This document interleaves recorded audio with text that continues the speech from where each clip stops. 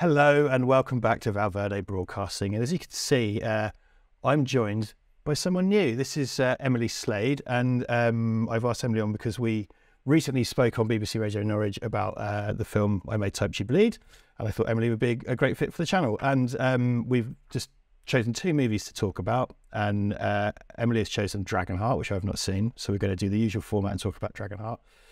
Would you like to just introduce yourself to everybody and say who you are and what you do? Hello, I'm Emily. I work on BBC Radio Norfolk, not Norwich. Thank you, Alan Partridge. Oh, okay. Do you know what? That's oh my god. I'm so sorry. Do you know what I said just before we come on? I was like, we do things live. We do it live, and I fucked up immediately. So there we go. Well, it's fine. It's inevitable, and it's and I also run. I run the Widest Film podcast, where we look back on a movie of your childhood. I run the Inner Barbie World podcast, where we're going through every single Barbie movie. Hopefully going to get done before June 21st, 2023, which is a very important date in everyone's calendar, I hope, because it's when the Barbie movie comes out. And so that's me. I like movies. Yeah, good. And I'm going to put the links to your stuff I'll put the links to what you do below. So if you want to check out what Emily does. We'll get into Dragonheart presently, but we chatted kind of on Skype, didn't we? And you've created a minor fascination with the kind of Barbie canon. Like, there's quite a lot there. Like those movies, and with like really big name people. Many.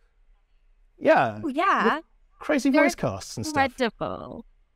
The voice casts are exceptional. They are. Honestly, we literally recorded movie 20 yesterday, and Jeez. They're just getting better, and they start off really good. And we've got a leaderboard over on Letterboxd, and there was like a top 5 for a long time, and we were like, God, we've got another like 30 of these, and I don't think anything's going to penetrate the top 5, especially the top 3, which is a real shame, because we're never going to see that caliber again, and perhaps this is going to get dull and boring. That top 5 has been infiltrated like 4 times since we've said that. We've just been like, Scanner at number 1, Scanner at number 1. Like, there's like phases. It's like the MCU. So we're currently in phase 2 of the BCU. Because I love it.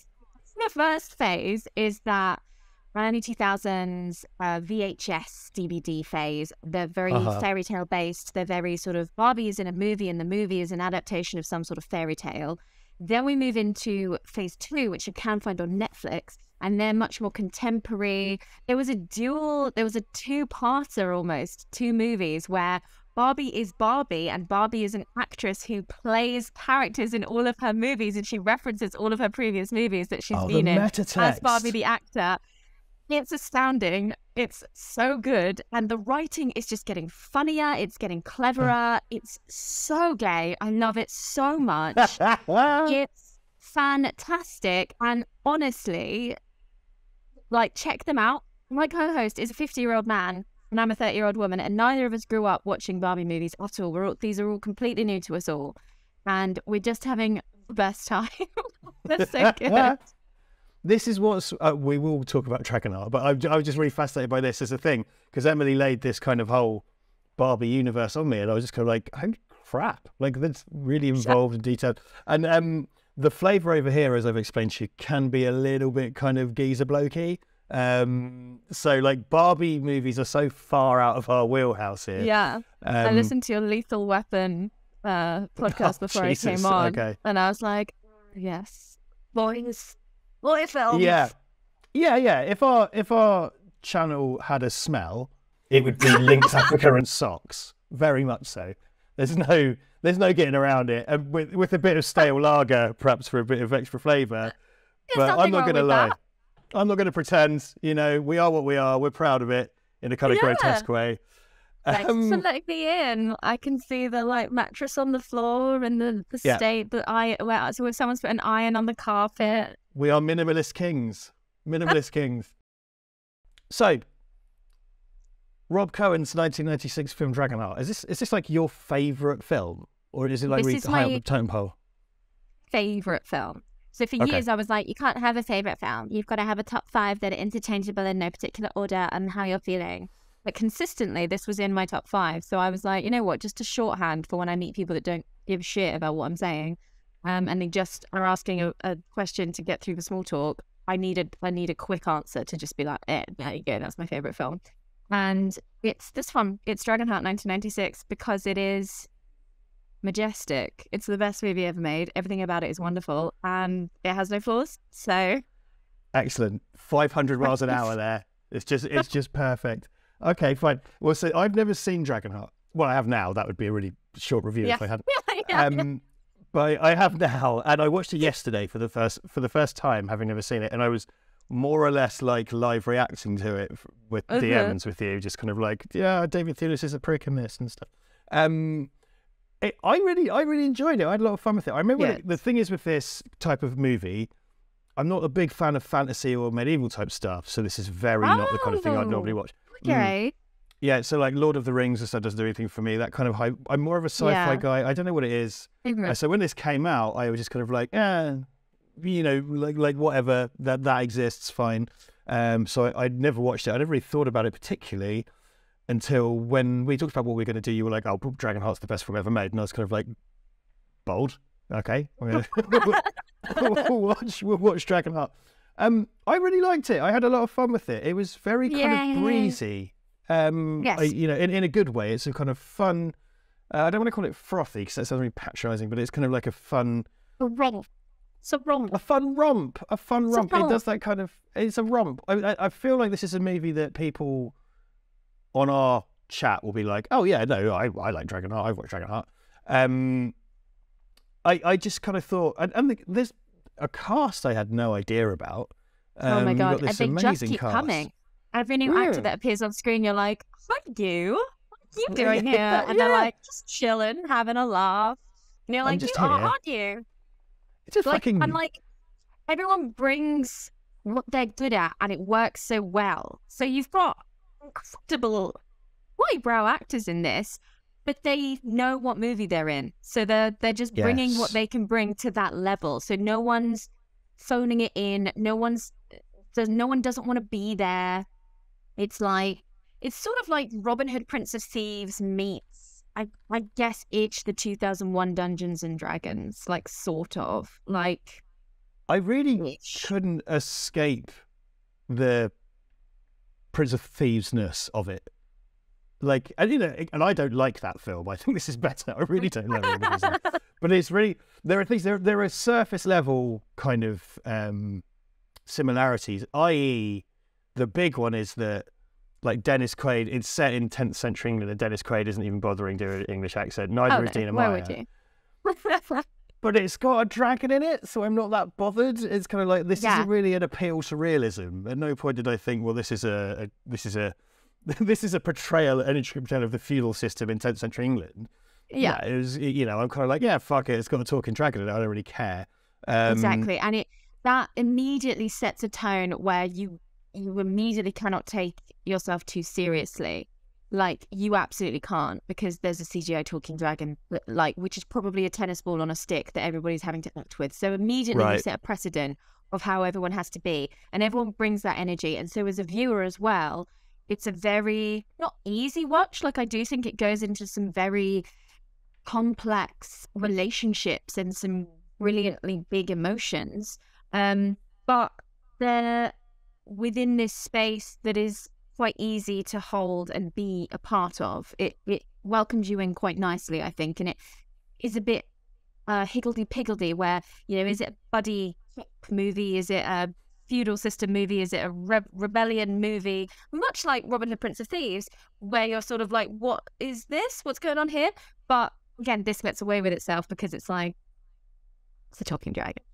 It's a talking dragon, yeah. And I think because it takes place in the realm of essentially high fantasy, right? Though it's grounded in England. It's not set in a fictional realm, it's set in England.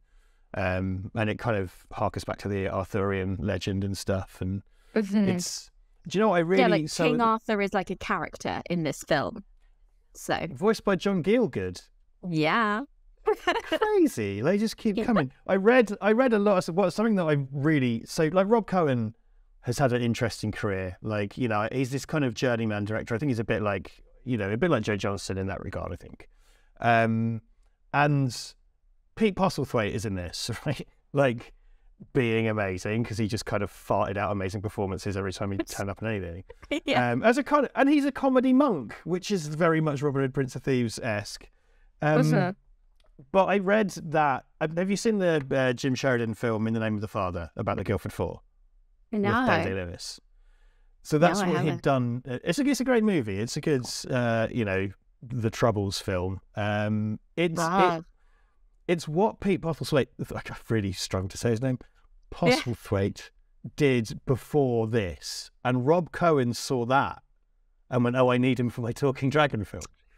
And he did the same with David Thewlis. I don't know if you've seen Mike Leigh's Naked, where David Thewlis is a 29-year-old on a bender in London just spiraling with like depression, anxiety and sex addiction or whatever. Very like Mike Leigh-ness. And again, Rob Cohen saw that and was like, that's what I want my villain to be. It's not David Thewlis on board to be this. Need that for my Talking Dragon movie.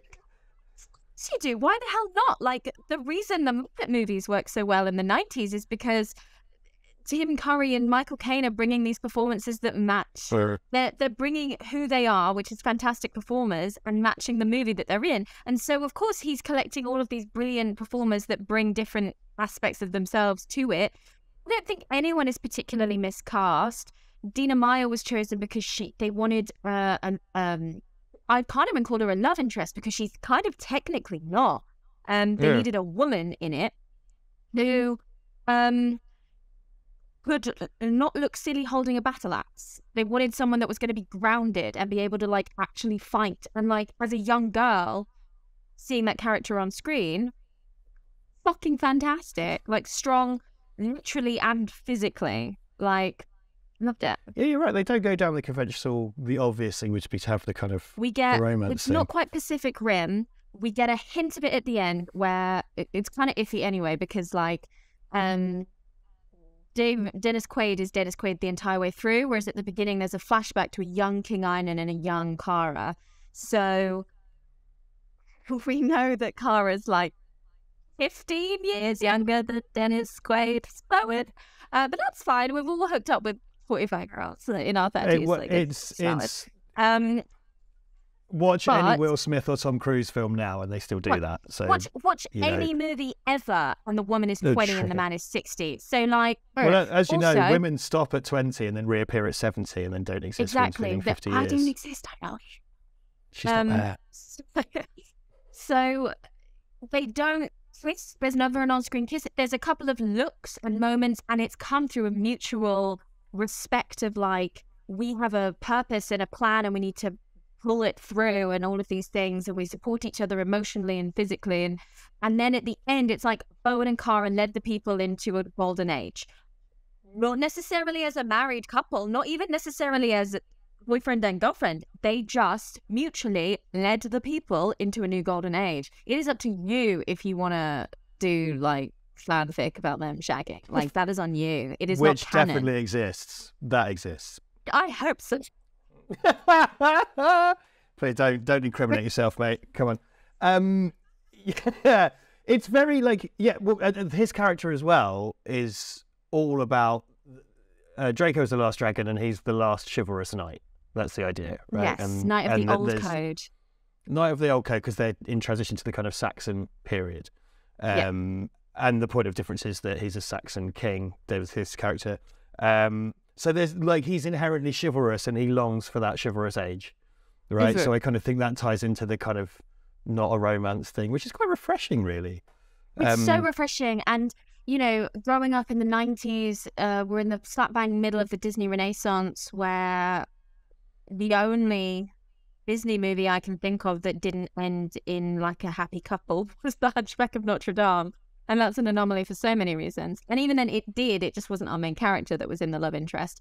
So to have a movie, I remember I mentioned it briefly, but don't know if you understood what I meant when I said Pacific Rim. You get to the end and they just share a hug and you're like, rich, platonic, and like, just like, fully, which you never get. So it's sort of that vibes where you're like, no one needs to kiss, no one needs to be brought together and justified through romance. Like, romantic affection doesn't complete you. All of these other things do, this camaraderie and this rebellion and this support.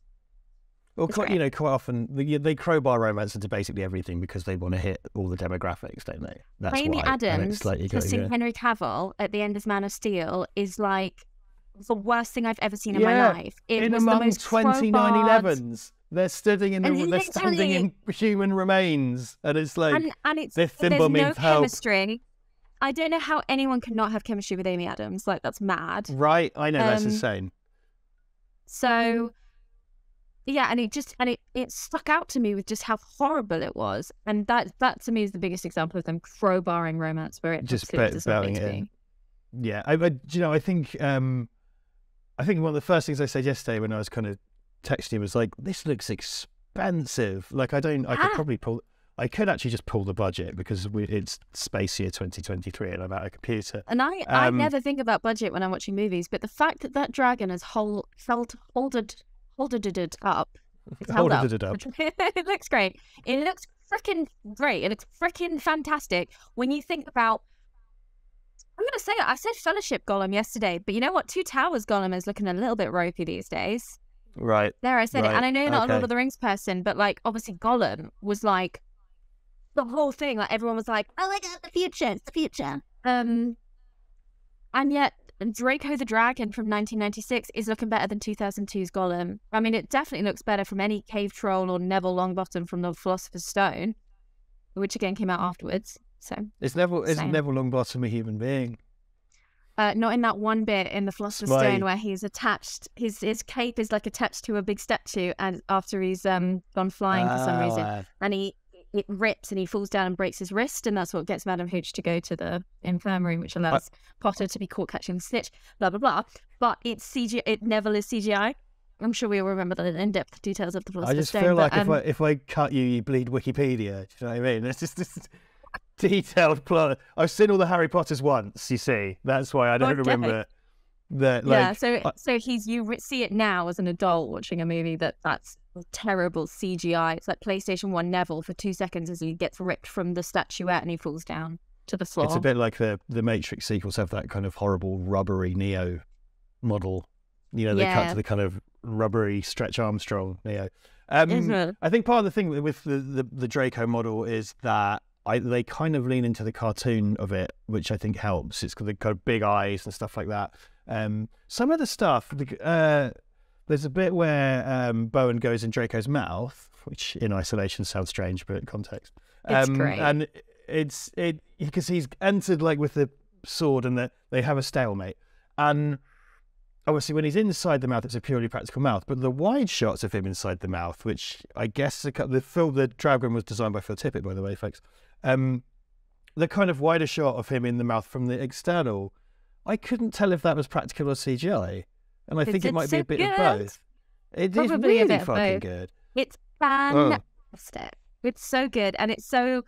The puppet as well is so good. Like, I mean, I will always love a puppet. My whole thing used to always be the Gmork from the Neverending Story. Again, it's fantasy, so I don't know if you're also 80s. When I was a kid, if you're old, you'll know.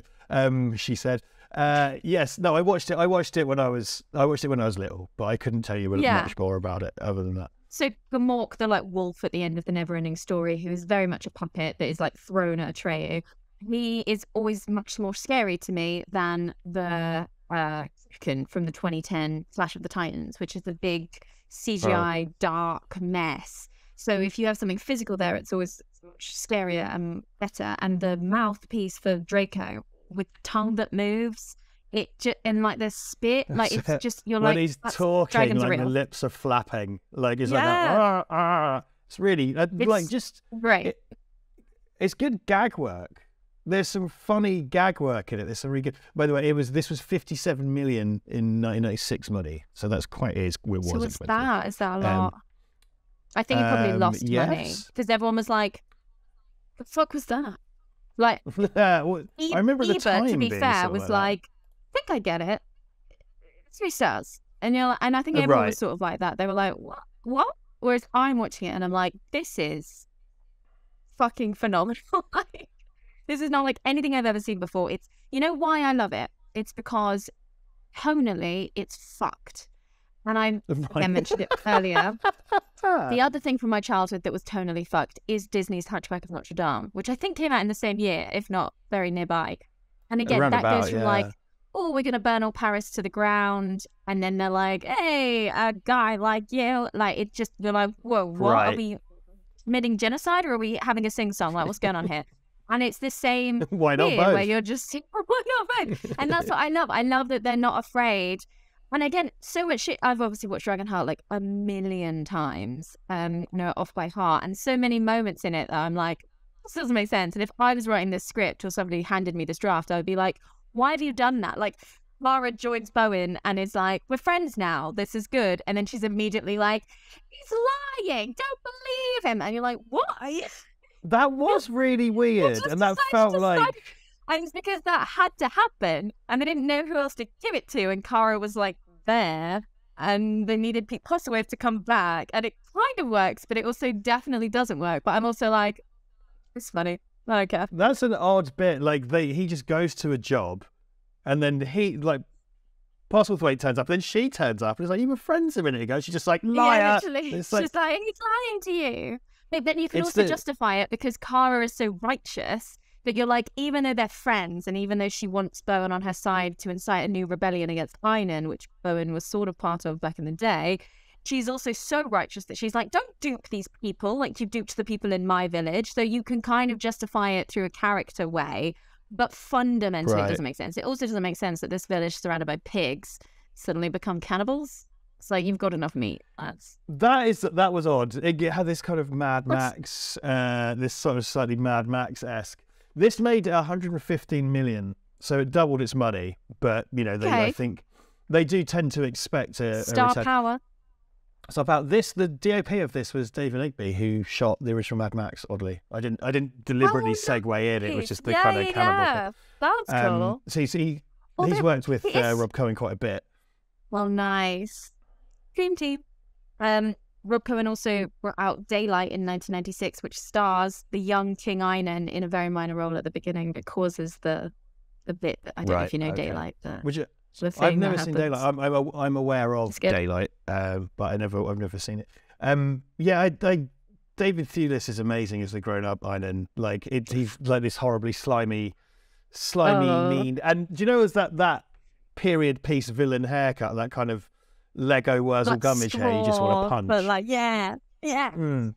I love it's so simplistic, but I love that Bowen is always in black, riding a black horse, and Einan, who's the villain, is always in white. It's like the opposite of the old westerns, and like it's so silly and simple, but I just love the visuals of that. I love that he decided that he wanted David Thewlis for his villain because he wanted this wiry, smart, conniving, cunning king that can't really use brawn and has to use brain in order to be his villain, to counteract the sort of very brawny knight of the old code, which then, just a sidebar to something that annoys me, in the Wonder Woman movie, why do you cast David Thewlis as, spoilers, Ares, when he's literally known for being cast as these wily, wiry villains, and then you're just going to buff him up with the... It's annoying to say, so it's so annoying. Because he does it, proves here why he's so good at that cunning, conniving villain. And real talk, when he has Cara chained up in his dungeon, when he comes in with that knife and like he's like, I remember you gave me this scar, and then he uses the knife to like move her head around. It's sexy, okay? Just to clarify, it's just Emily wasn't being clear. It's sexy. Sexy knife work by Thewlis. It's really sexy. And I guess it's the bad boy-ness of it all. But, I once watched a top 10 animated plot guys list, and Frollo from The Hunchback was on it. So it's not always about looks, lads. Sometimes it's about having a dreadful personality. I was going to say it. It's not about looks. It's about a pervasive sense of sexual menace.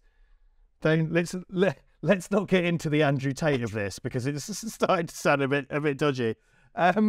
Just to clarify, I fancy everyone in this movie. Absolutely everyone has something to give in this movie. From Julie Christie's Queen to Pete Postlethwaite's Monk. Everyone is attractive here. Jason Isaacs playing the house DJ my David future Guetta. husband. I love Jason Isaacs. So this is a weird. So yeah, we're big fans of Jason Isaacs around these parts as well. So it's something that Duncan and I are big fans of his. In this though, so he looks like the sheriff from Prince of Thieves, but he's playing kind of obsequious henchman creep, which he doesn't normally do. Like it's really fascinating when you think that in a few years' time, these people were going to go, like, so David Thewlis very much has the upper hand, and Jason Isaacs is the cowardly sort of like, oh, can I please you in any way? Which is established very early on. David Thewlis is like, some men know how to hunt men, some men know how to hunt money, both have value for me. So you sum iron enough, and then you have his two henchmen. You have the Swedish guy that doesn't say anything and is just like, rah. And then you have Jason Isaacs, who's like, rah, rah, rah. But then a few years later, those two actors are going to be in the Harry Potter series with Jason Isaacs playing the like Finan role and Thewlis playing Lupin, who is the most attractive person in the Harry Potter franchise. So I think you need to start a David Thewlis podcast. That's what you need to do. I think I do. I can't ever meet him. Preoccupied. Brian Thompson is one of the bad guys as well. Who, you know, American actor. He's in the Terminator. He's in the X-Files. He's done lots and lots of things. He, for some reason, if you put it, he's the Falconer henchman guy with the kind of creased up face. Oh, yeah, he's in tons of stuff. He's been he was in Firefly, and like what I found interesting about him, because I'm not going to lie, he's not someone I've ever considered to have an immense range. He rolls out trying an accent, and it's like Dennis Quaid just stood there like, I'm an English knight. And then Brian Thompson runs out and goes like, hello, and do this kind of weird Scottish thing. And it's like, bless you for trying, but someone just had to say no to you. Someone should have just said no to Brian Thompson and this kind of weird fucking thing that he does. No, because it's memorable, because then you've got Jason Isaacs doing this incredibly British accent, and then the other one's like, a weird sort of Norwegian-y, Germany thing. Being like, the peasants are revolting, my lord. Like, that is the oldest joke in the whole world, and they use it. It's great. And Jason Isaacs is like a sort of weird Blackadder character, which I go fine with. And it's so not what he does. Like, you know, he did a great turn in Star Trek in the last few years, and obviously Harry Potter and Event Horizon, and it's nice to know that, like, Rob Cohen looked at some really kind of worthy British movies to cast in this, you know, and then also got Brian Thompson for some reason. Why not? He looks great. Why not? He's the guy the Terminator rips his heart out in the Terminator. I've seen the Terminators once because I felt I ought to. I watched one after the other, 1, 2, 3, and I was like, get out. Now I get the references, and also, I guess. Or 4 or 5 or 6. Fair enough. He's got a tiny bit part in that. Like, he's a very small part. But let's not get lost in the Brian Thompson at all. It's a really fucking sublime looking movie. Like, this is what I originally said with David Egby's photography, but just like the mounting of it. Like, there's peasants running around in costumes. There's shit being blown up. What they do really well is when Draco kind of flies over a thing, there's a lot of, like, they set loads of explosions off, and then they CGI the dragon setting the fire. That looks really cool. But also, there's a bit like where, you know, when his tail just clips the top of that thatch roof and it takes a load of straw off? It's fantastic, isn't it? Sublime. Like, you believe it. Really Dragons are real in this movie because he's physically leaving imprints and engaging with the world in a way that you don't really see in other fantasy movies. Like, it's phenomenal. It looks amazing. And in that trailer really shot with the sets. where it's like, you and what army knight, and he goes over and the sun is setting and the dragon silhouette comes up with the man on the horse underneath. You're just like, it's fantastic. And again, it's just all of the lines in this movie are I mean, it literally opens with the joke, peasants are revolting. They've always been revolting, my lord, but now they're rebelling. And you're like, oh, I know what movie I'm in. Like, there's no songs then. You're like, we're making jokes. There's innuendo. There's like everyone is just taking the piss the whole time. And that's what I also appreciate. Like, I hate worthy movies that are so, I don't hate them, but like they have their place, but like sometimes they're really hard to watch. Whereas something that's like, you're like, hey, this is great. Making jokes. Well, this is what I get in trouble because I just go back to this well a lot. But like the fucking Zack Snyder of it all, where it's so straight faced, and it's like that guy's dressed as an owl, like, you know, like like chill out. I know Watchmen is quite serious as an example as a book, but like for fuck's sake, and it's just so overwrought.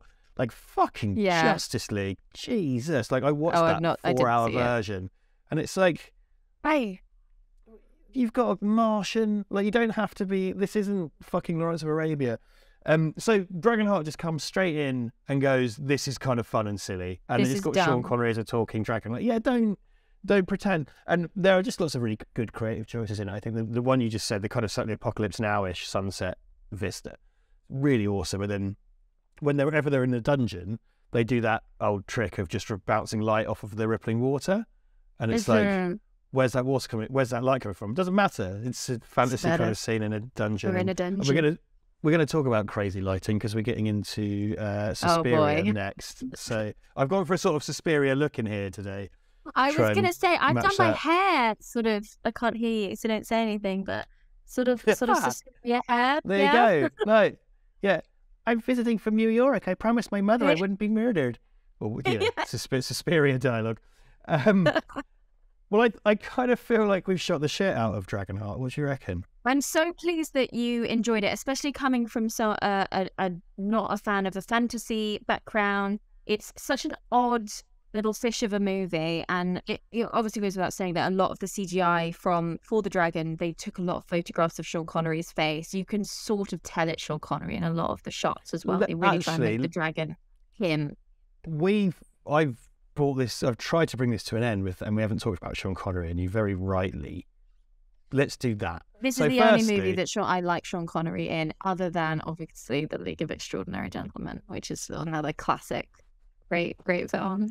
It's fantastic. You're gonna struggle selling on that one.